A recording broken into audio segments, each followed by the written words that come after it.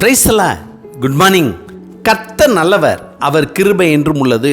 பிலிப்பியர் 2 அதிகாரம் 3 ஒன்றையும் வாதினாலாவது வீண் பெருமையினாலாவது செய்யாமல் மனத்தாழ்மையினாலே ஒருவரை ஒருவர் தங்களிலும் மேன்மையானவர்களாக எண்ண கடவீர்கள். பிலிப்பியர் 2 அதிகாரம் 3 நண்பர்கள், உறவினர்கள் மற்றும் எல்லோரிடமும் நம்முடைய பேச்சாலும் வீண் பெருமையாலும் காரியங்களை முடித்து விடலாம் என்று நினைப்பது தவறு. ஒருவனுடைய பேச்சும் வீண் பெருமையுமே அவனை கொன்றுவிடும். ஒருவன் நம்மை மற்றவர்கள் முன்பாக வீண் பெருமையாக பேசி நம்மை பாவத்தில் தள்ளிவிடுகிறான். அதாவது அவனுடைய தேவையில்லாத புகழ்ச்சியால் நாம் புகழப்படும் போது நம் உள்ளம் பெருமை கொள்கிறது.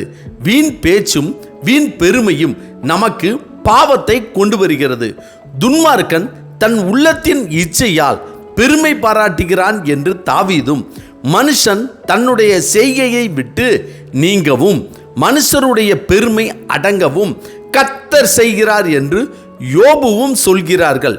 பொய் உதடுகள் வீண் பெருமையை பேசச் செய்கிறது. பொய் உதடுகள் கர்த்தருக்கு அருவருப்பானவைகள். நமக்கும் மற்றவர்களுக்கும் போட்டி எப்படி இருக்க வேண்டும் என்றால், ஒருவரில் ஒருவர் அன்பு செலுத்துவதிலும் மனத்தாழ்மையிலும் இருக்க வேண்டும்.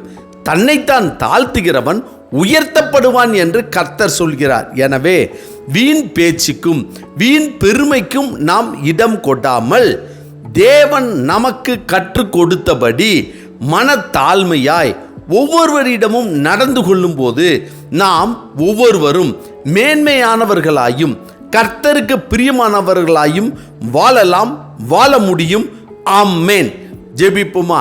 சர்வ வல்லமை உள்ள சேனைகளின் தேவனாகிய கர்த்தாவே, நீர் எங்களுக்கு கொடுத்த கட்டளையின்படி நாங்கள் ஒருவருக்கொருவர் அன்பு செலுத்துவதிலும் மனத்தாழ்மையாய் நடந்து கொள்வதிலும் உறுதியுள்ளவர்களாய் இருக்கக்கூடிய மன பக்குவத்தை எங்களுக்கு தரும்படியாய் நாங்கள் ஜெபிக்கிறோம்.